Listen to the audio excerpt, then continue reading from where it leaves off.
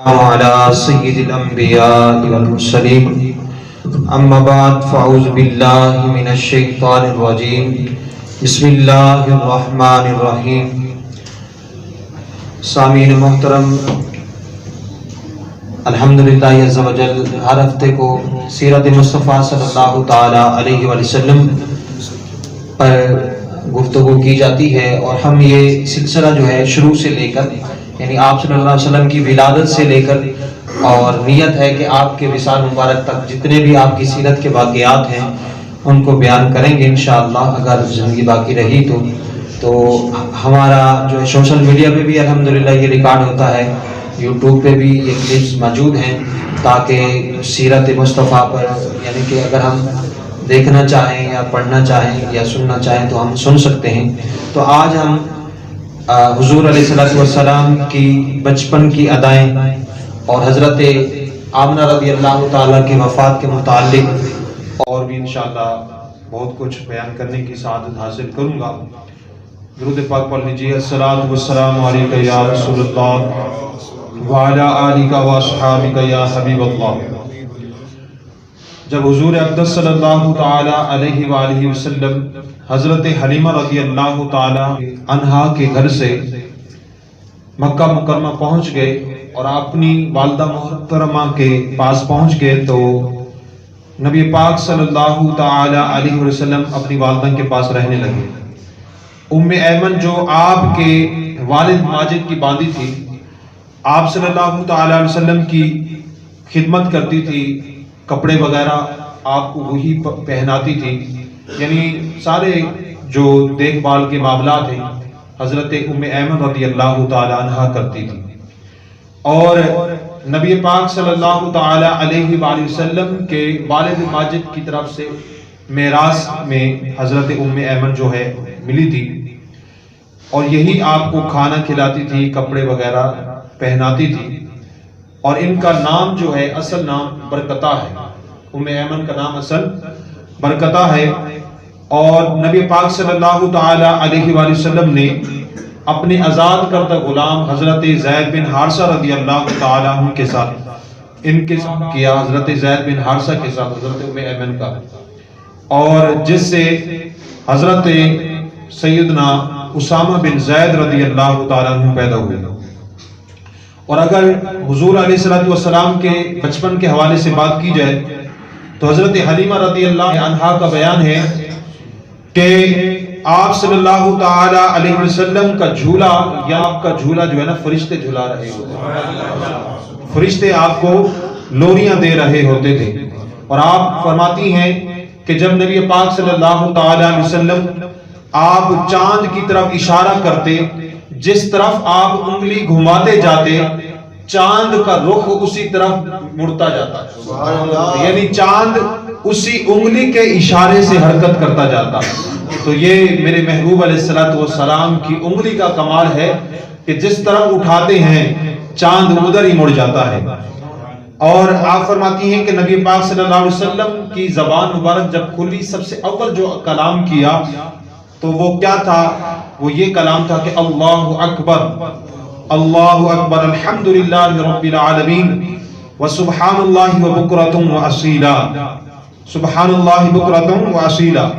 اور بچوں کی عادت کے مطابق کبھی بھی آپ صلی اللہ تعالی علیہ وسلم نے کپڑوں میں بول براز نہیں کیا، بلکہ معین وقت میں آپ رفع حاجت فرماتے تھے۔ اور جب آپ کی شرم گاہ کھل جاتی تھی، حضرت حلیمہ سعدیہ فرماتی ہیں کہ جب آپ کی شرم کھل جاتی تھی تو میں کوشش کرتی تھی، لیکن کبھی مجھ سے تاخیر ہو جاتی تھی تو غیب سے کوئی آ کر آپ کی شرم گاہ کو ڈھانپ لیتا تھا، اور آپ کی جب شرم گاہ کھلتی تھی تو آپ زور زور سے رونا شروع کر دیتے تھے، اور میں پھر فوراً جا کے آپ کی شرمگاہ کو چھپا دیتی تھی۔ لیکن کبھی ایسا ہوتا کہ مجھے تاخیر ہو گئی ہے تو غیب سے کوئی آگے آپ کی شرمگاہ کو چھپا لیتا۔ اللہ اکبر۔ جب آپ اپنے پاؤں پر چلنے کے قابل ہوئے تو باہر نکل کر بچوں کو کھیلتے ہوئے دیکھتے، لیکن کبھی بھی آپ کھیلنے نہیں گئے۔ تو بچوں نے پوچھا کہ آپ ہمارے ساتھ کیوں نہیں جاتے کھیلنے؟ تو حضور صلی اللہ علیہ وسلم نے فرمایا کہ میں کھیلنے کے لیے پیدا نہیں کیا گیا ہوں۔ حضور صلی اللہ تعالی وسلم کی عمر شریف جب 6 برس کی ہو گئی تو آپ کی والدہ ماجدہ رضی اللہ تعالی عنہا آپ صلی اللہ تعالی علیہ وآلہ وسلم کو ساتھ لے کر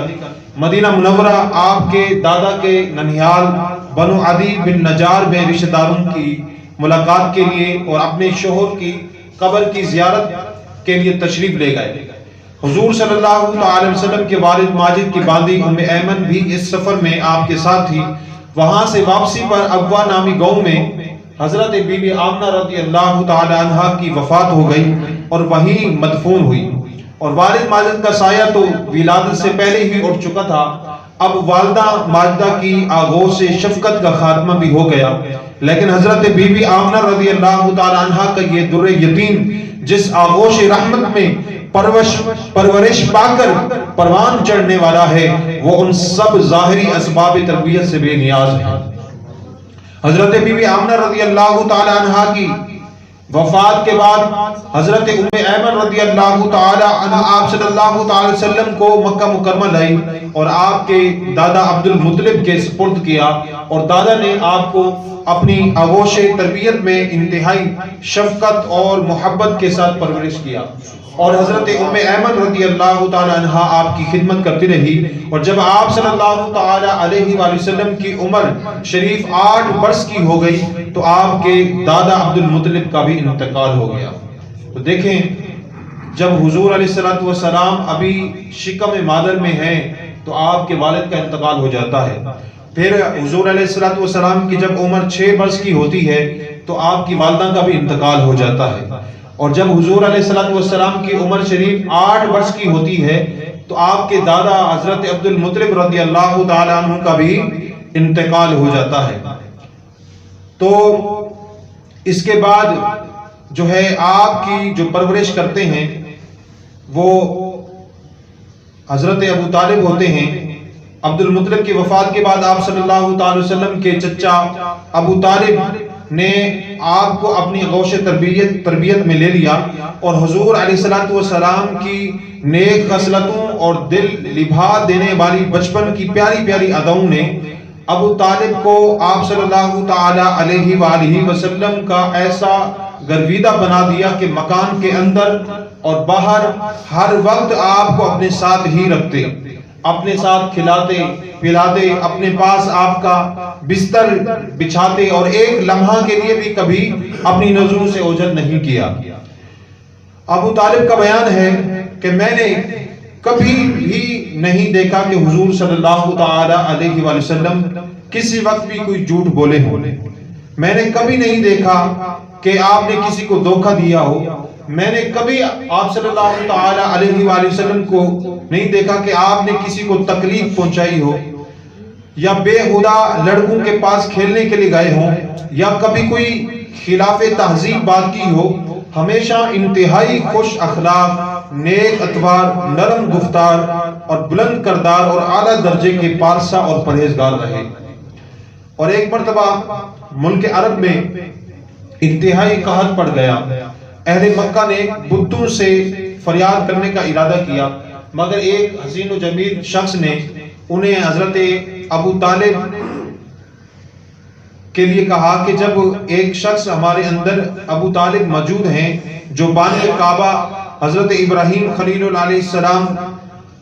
کی نسل سے ہیں اور کعبہ کے متولی اور سجادہ نشین بھی ہیں، تو ہمیں ان کے پاس چل کر دعا کی درخواست کرنی چاہیے۔ چنانچہ سرداران عرب ابو طالب کی خدمت میں حاضر ہوئے اور فریاد کرنے لگے کہ اے ابو طالب، کہا کہ آگ نے سارے عرب کو تباہ و برباد کر کے رکھ دیا ہے، جانور گھاس پانی کے لیے ترس رہے ہیں اور انسان دانا پانی نہ ملنے سے تڑپ تڑپ کر دم توڑ رہے ہیں، قافلوں کی آمد و رفت بند ہو چکی ہے اور ہر طرف بربادی اور ویرانی کا دور دورہ ہے، آپ بارش کے لیے دعا کیجیے۔ اہل عرب کی فریاد سن کر ابو طالب کا دل بھر آیا اور حضور صلی اللہ تعالی علیہ وآلہ وسلم کو اپنے ساتھ لے کر حرم کعبہ میں گئے اور حضور صلی اللہ تعالی وسلم کو دیوار کعبہ سے ٹیک لگا کر بٹھا دیا اور دعا مانگنے میں مشغول ہو گئے۔ درمیان دعا میں حضور صلی اللہ تعالی علیہ وآلہ وسلم نے اپنی انگلی مبارک کو آسمان کی طرف اٹھا دیا، اپنی انگلی مبارک کو آسمان کی طرف اٹھا دیا تو ایک دم چاروں طرف سے بدلیاں نمودار ہوئی اور فوراً ہی اس زور کا باران رحمت برسا کے عرب کی زمین سیراب ہو گئی۔ یعنی حضور علیہ السلام جب انگلی کا اشارہ کرتے ہیں تو فوراً بادل بھی آ جاتے ہیں اور فوراً بارش بھی برسنا شروع ہو جاتی ہے، اور بارش بھی اتنا تیز ہوتی ہے، اللہ اکبر، جس سے کھیت ہرے بھرے ہو جاتے ہیں، جس سے جانور سیراب ہو جاتے ہیں، جس سے قحط سالی جو ہے وہ ختم ہو جاتی ہے، اور جنگلوں اور میدانوں میں ہر طرف پانی ہی پانی نظر آنے لگا، چٹیل میدانوں کی زمینیں سرزب شاداب ہو گئی اور قحط دفع ہو گیا اور کال کٹ گیا اور سارا عرب خوشحال و نحال ہو گیا۔ چنانچہ ابو طالب نے اپنے اس طویل قصیدے میں، جس کو انہوں نے حضور اقدس صلی اللہ تعالی علیہ وسلم کی مدح میں نظم کیا ہے، اس واقعے کو ایک شعر میں اس طرح ذکر کیا ہے کہ وَأَبْيَدَ يُسْتَسْقَى الْغَمَامُ بِوَجْهِهِ ثِمَالُ الْيَتَامِ عِصْمَةٌ لِلْأَرَامِلِ، یعنی وہ حضور صلی اللہ علیہ وسلم ایسے گورے رنگ والے ہیں کہ ان کے رخ انور کے ذریعے بدلی سے بارش طلب کی جاتی ہے، یعنی ان کے چہرے کے ذریعے سے، ان کے چہرے کے حسن کے ذریعے سے بارش طلب کی جاتی ہے، اور وہ یتیموں کا ٹھکانہ اور بیواؤں کے نگہبان ہیں۔ سبحان اللہ۔ اسی طریقے سے آپ صلی اللہ تعالی وسلم کا ایک لقب امی بھی تھا۔ اس کی ڈیفینیشن کیا ہے، اس کی کیا وضاحت ہے؟ حضور صلی اللہ علیہ وسلم کا لقب امی ہے، اس لفظ کے دو معنی ہیں، یا تو ام القریٰ کی طرف نسبت ہے، یا ام القریٰ یعنی مکہ مکرمہ کا لقب ہے،